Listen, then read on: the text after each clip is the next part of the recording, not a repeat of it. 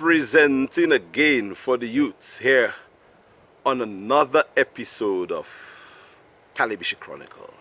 And why am I focusing on the youth? Why not? It is mainly because I was once a youth. Well, I still very much feel youthful, although the category of youth, as alluded to people, stops at 35, which is a crying shame, because I feel as well as I felt when I was 35. So if there is something else which really denotes what a youth should be or what youth should feel like or look like, well, probably that is the case. But in terms of the way that I still feel very youthful. But I understand that in terms of the status quo, youth is someone between whatever and whatever, so let's work with that.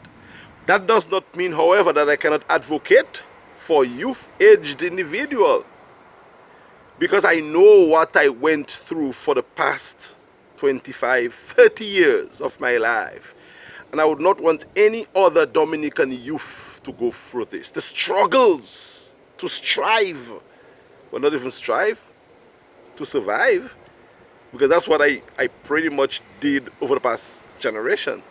Survive. And I cannot, with the passion that the Almighty has given me for the humanities, sit back and watch the present generation of the Bishi youth, of the Dominican youth, of the global youth, merely surviving. We strive for success. I think this is enshrined in one of the articles of our nationhood. All aspiring, or something, you know that. It's somewhere written there. I think Mayan taught us that at school many years ago. By the way, Mayan, a very special greetings to you. You're one of the champion leaders, teachers of my time, and in due time I will pay special homage to you. But what I'm saying is, in my days, the youth had this propensity to strive, although we were merely surviving in a system that was not catered for the youth. But people like Eddie, Scott, Alvin, my partner Quail, Guive, Rudolph, I'll go back to these guys, you know. We were achievers. We dared to strive.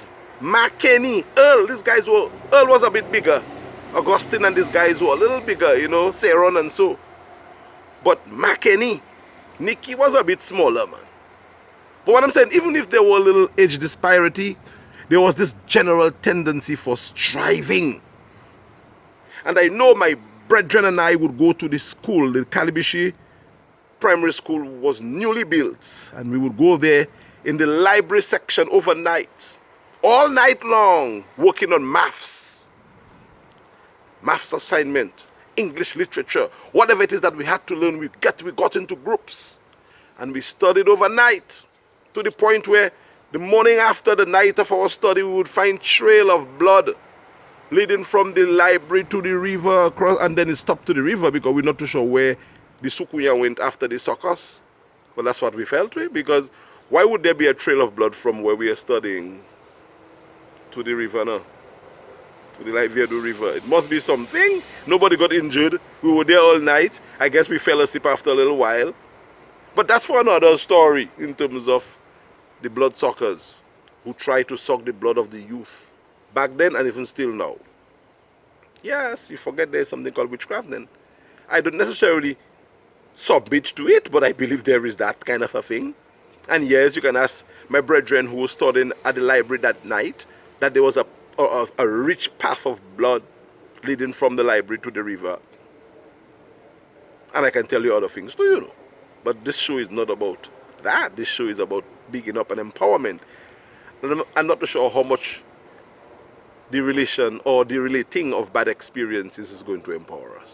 So I will leave that as that for now, and I'll continue talking about what we did as youths back in the day to strive, even while we were just merely able to survive. Right now, we are striving better than back then, and I think My brethren, we cannot forget our time, and we ought to empower the young people of our village and of our community and of our country to aim for more, to persevere, not to settle for the quick fix, but to work hard for what you really need, because it's going to worth so much more for you in the future. That is another episode of Calibishie Chronicle. We'll continue focusing on the youth on the next episode.